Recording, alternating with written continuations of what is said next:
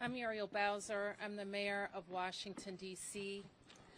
I'm at Reagan National Airport. I am joined by United States Transportation Secretary Sean Duffy, United States Senator Jim Moran, Senator Roger Marshall, Jack Potter, the CEO of the Metropolitan Washington Airports Authority.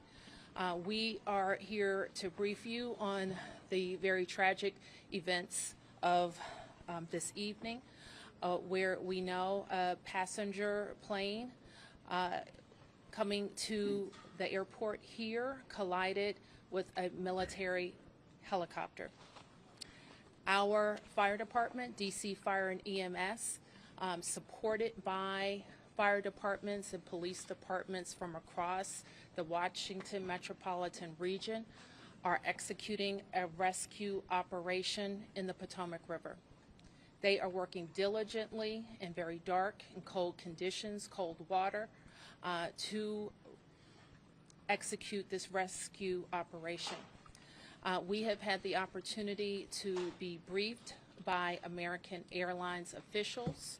I'm told that American Airlines leadership is on the way to Washington as well, and officials are in the airport talking to families now. We do have a 1-800 number where families should contact us, should contact American Airlines for more information, and we will be providing that information shortly. I am going to turn to a number of officials to provide as much information as we can this evening, and we expect to have more frequent briefings at daylight. So with that, I'm going to turn to Secretary Duffy. Thank you, Mayor Bowser. I think for all of us, we want to extend our thoughts and prayers to those individuals who were impacted by the events tonight, their families. We know this is a very difficult time for all of them. I want to join the mayor and everyone here too, extending our thank you to the first responders who, again, in very difficult situations and environments, are out there searching and attempting a rescue. Tonight, I spoke with President Trump and his team in the Situation Room. I had a conversation with Secretary Pete Hegseth as well, and then with the Kansas delegation and the mayor and others in leadership, as well as Governor Youngkin from Virginia and Governor Kelly from Kansas. From the Department of Transportation and FAA's perspective, we are going to offer full support to those on the ground, to the mayor, but also to the NTSB, who is going to be conducting the investigation in this matter. We are going to provide all the support that's necessary. Mayor. Thank you. So with that, I want to ask Chief John Johnley from DC Fire and EMS to provide an update. Good evening, everyone. I'm John Donnelly, Chief of DC Fire and EMS. This evening at 8:48, an alert was sounded, initiating a large regional response to a report of an aircraft crash on approach to the airport. This response includes first the Metropolitan Washington Airports Authority's Fire Department, the District of Columbia Fire Department, the Metropolitan Police Department, and the U.S. Park Police to respond into the area and to sort that out. At 8:58, the first units arrived on the scene and found an aircraft in the water and began rescue operations. This incident has grown. There's currently about 300 responders working. We have boats from all throughout the region, police and fire boats. We have a mutual aid agreement in Washington, D.C., the National Capital Region Mutual Aid Agreement administered by the Metropolitan Washington Council of Governments, and we're all operating under that. We're operating under a unified command. Everybody's together. So we also have requested state police helicopters from Maryland, and the Coast Guard helicopter is working. So this is a state and federal response as well. U.S. Coast Guard's got some boats in the water as well. So it's a highly complex operation. The conditions out there are extremely rough for the responders. It's cold. They're dealing with relatively windy conditions. The wind is hard out on the river, so they're out there working. We're doing everything we can to keep them safe, and with that, I'm going to turn it back to the mayor. Thank you. In Chief Bonnet from MWA. I'm Rick Bonnet, Fire Chief of MWA Fire and Rescue. Our unit, as Chief Donnelly already alluded to, at 2048, we received an alert from the FAA tower of an aircraft incident involving a commercial aircraft and a helicopter. Our units immediately responded and deployed 3 boats and immediately called for mutual aid resources. Again, as Chief Donnelly said, it's an active operation that's going to last many hours as we continue to work through recovery efforts and rescue operations. This will be ongoing for quite a while. Our thoughts and prayers are with the families and our communities, and we appreciate all DC's support to our agency and our federal partners. So with that, I wanted to turn to the senators who are from Kansas who wanted to say a few words. First, Senator Moran, and then Senator Marshall. Mayor, thank you, and Mr. Secretary, thank you, and to our first responders, thank you very much for all that's taking place here. I'm Jerry Moran. I'm a United States Senator from Kansas, and I chair the subcommittee in Commerce Committee on Aviation. So we have really a serious and sad circumstance that we want to be here to be helpful, and we're praying that our responders are safe and the folks who are on that flight are recovered. The circumstance I would describe is that I know that flight. I've flown it many times myself. I lobbied American Airlines to begin having a direct nonstop flight service to DCA. That flight has been in existence about a year. And it is certainly true that in Kansas and in Wichita in particular, we're going to know people who are on this flight, know their family members, know somebody. So this is a very personal circumstance as well as an official response.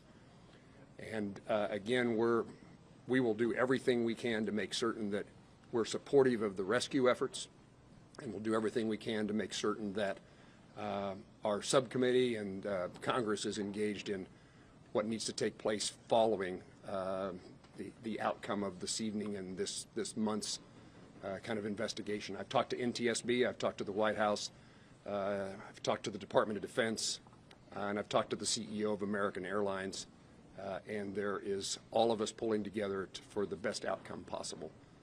I'm honored to be here with my colleague, Senator Marshall, as we try to make certain that we'd care for those certainly back in Kansas that were on that flight. But it's a reminder that there are people here in Washington, D.C., and this region, in Virginia and Maryland, and many places else that fly to and from Kansas. And so we're rooting and supporting all those, regardless of where you're from. And Mayor, I appreciate the gathering here for us to try to provide information to those in Kansas and across your city. Thank you. Yeah. Thank you. Well, thank you, Senator Moran and Mayor, Secretary. You know, when one person dies, it's a tragedy, but when many, many, many people die, it's an unbearable sorrow. It's a heartbreak beyond measure. And I know Senator Moran and I are here just to say we care. We wish that there was more we could do, but unfortunately there doesn't seem much at this time.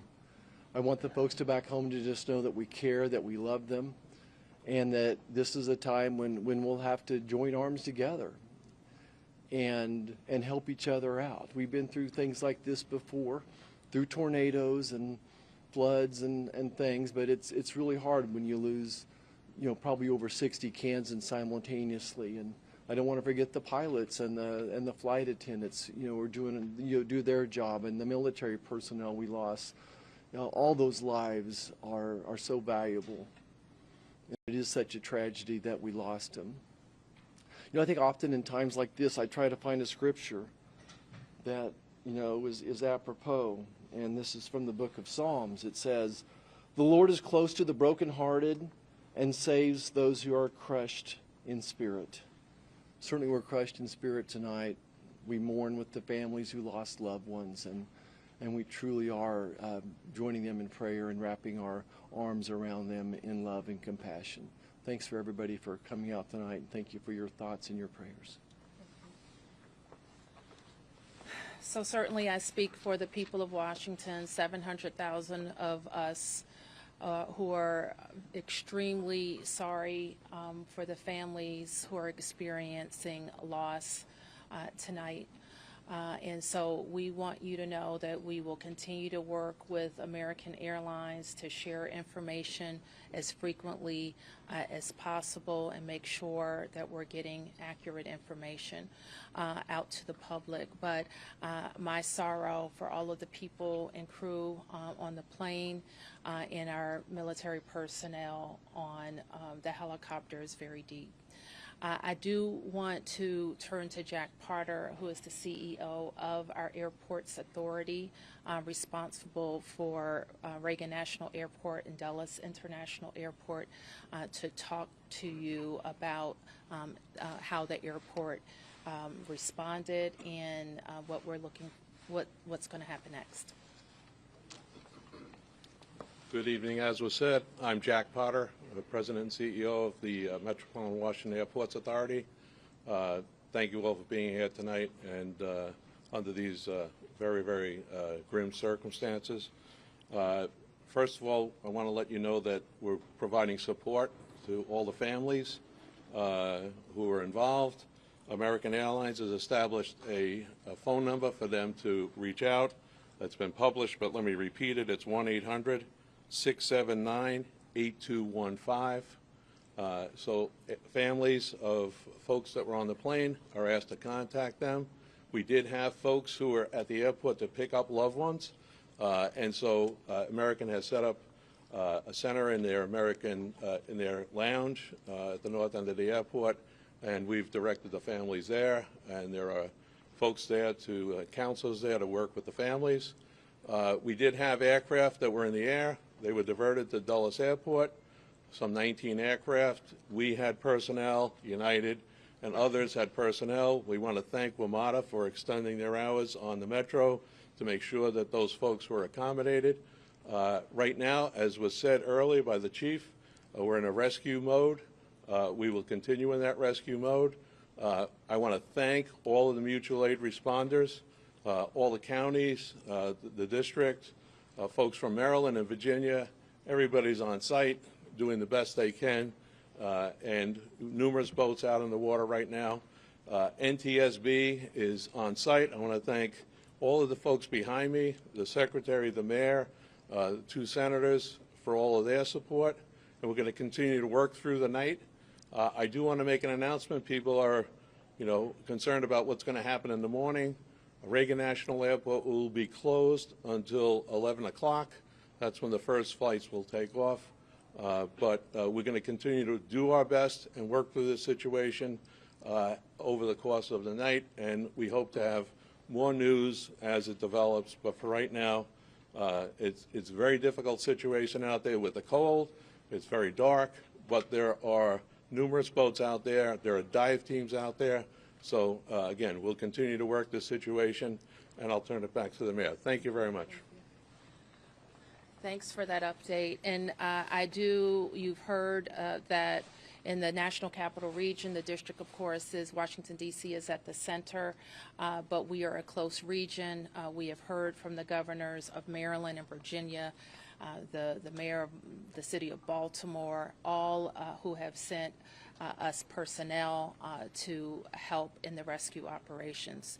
Last thing I'll note is just to our local viewership, and just please let our first responders do their work. Try to let our vehicles get to scenes and through scenes.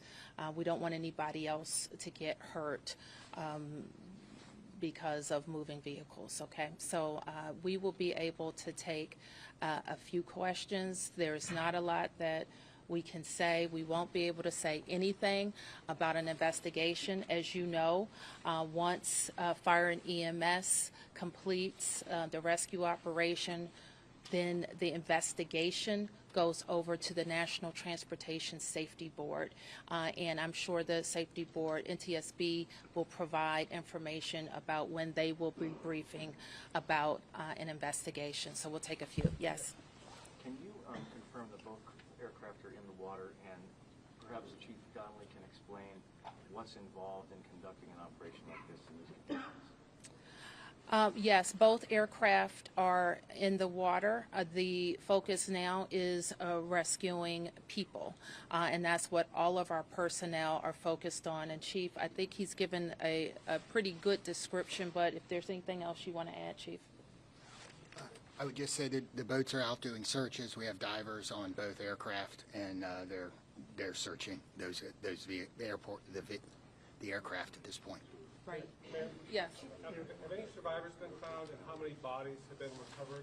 All we can confirm tonight is the number of people on each aircraft, 64 people on the American Airlines plane and 3 people on the military helicopter. And we can't provide any more information about recovery efforts. You want to talk about lost loved ones. So how do you know that there might be people with lost loved ones? I didn't say I didn't know people had lost loved ones. I said we can't talk about any of the recovery efforts in specific tonight. Yes. Secretary Duffy, So I'll call on who's next. Yes? Thank you, Mayor Bowser. Will this affect operations at Dulles and BWI? Will the Potomac River traffic be closed to boats? Yes. And so Jack has talked about, Jack, can you talk about Dulles? I'm not sure we can talk about BWI, but we can talk about Dulles. Right. There is no impact at BWI or at Dulles. As I said earlier, our airport here, Ronald Reagan National Airport, will be closed until 11 o'clock.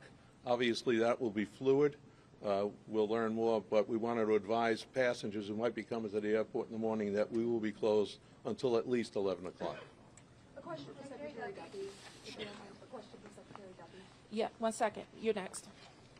Hi, Mayor. Thank you so much. Uh-huh. So, just other than the current situations, like we know the water is extremely cold and it's very dark outside. Although Senator is saying that there are numerous boats in the water, but what's the biggest challenges for the rescue team? What best scenario we can expect in the coming few hours till morning? So the challenges are access. The water that we're operating in is about 8 feet deep. There is wind, there is pieces of ice out there, so it's just dangerous and hard to work in, and because there's not a lot of lights, you're out there searching every square inch of space to see if you can find anybody. Divers are doing the same thing in the water. The water is dark, it is murky, and that is a very tough condition for them to dive in. The question about the river, we'll make that decision later. The Coast Guard's on scene, and I would expect that it's not a high use time in the river, and we should not expect to have recreational traffic on the river tomorrow. Okay, 3 questions. 1, 2, 3. Secretary Duffy, have you been in touch with the air traffic controllers who were in the tower at the time of the crash? I have not. You have not. And the second question, this is your first several hours in this position. What are your thoughts? What are you feeling right now? My focus is on those who are impacted on this flight. And again, I've been secretary for a little over a day, and the tragedy that we're going to deal with this recovery, I think is touching everyone's hearts, whether it's here in the greater D.C. area or in Kansas. And again, I think everyone here is thinking and praying for those who potentially have lost a loved one. And thank you. Okay, your question? Can any of you give us any sense about how an accident like this could have happened so close to the airport, right in the heart of D.C.? There have been reports that the DCA tower contacted the helicopter moments before the crash to ask if they had sight of the aircraft, and apparently the helicopter reported that it did have sight of an aircraft. Is it possible that it had the wrong aircraft in sight? Do you have any sense of what went wrong in those final moments? I know that the National Transportation Safety Board in its investigation will be able to search on all of those questions. We wouldn't be able to talk about that tonight. Yes. Two parts for Secretary Duffy. The first being, you were talking about how you were in the Situation Room with the President and Pete Hegseth both being there. Can you tell us more about the President's initial reaction to this, as well as Pete Hegseth, given this was a military helicopter? So I was not in the Situation Room. I did have a conversation with the Situation Room where the President was located, as well as with Secretary Hegseth. We're exchanging information. I would just note that not just the local team, but the federal team has performed very well in this crisis. I know the President is incredibly concerned about what's happened here today. I'm sure we'll continue to hear more from him, and I'll continue to consult with him and Secretary Hegseth. When it comes to the resources that you would be able to provide on the federal level, do you feel like you're getting what you need? Absolutely.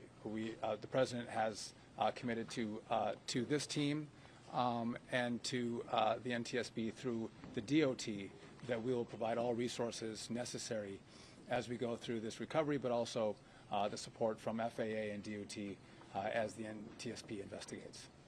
Mr. Secretary, do we know the condition of these aircraft? Are they whole? Are they split? Are they pieces? Again, I don't think we can comment on that. Our focus is on getting the passengers and crew out of the water. And just one more clarification, because earlier we got guidance that DCA was going to be shut down at least until Friday at 5 a.m. I just heard 11 a.m. 11 a.m. tomorrow. Tomorrow. Okay. Yes. Thank you. Okay, we can take a few more questions. A question here, a question here, and here. Yep.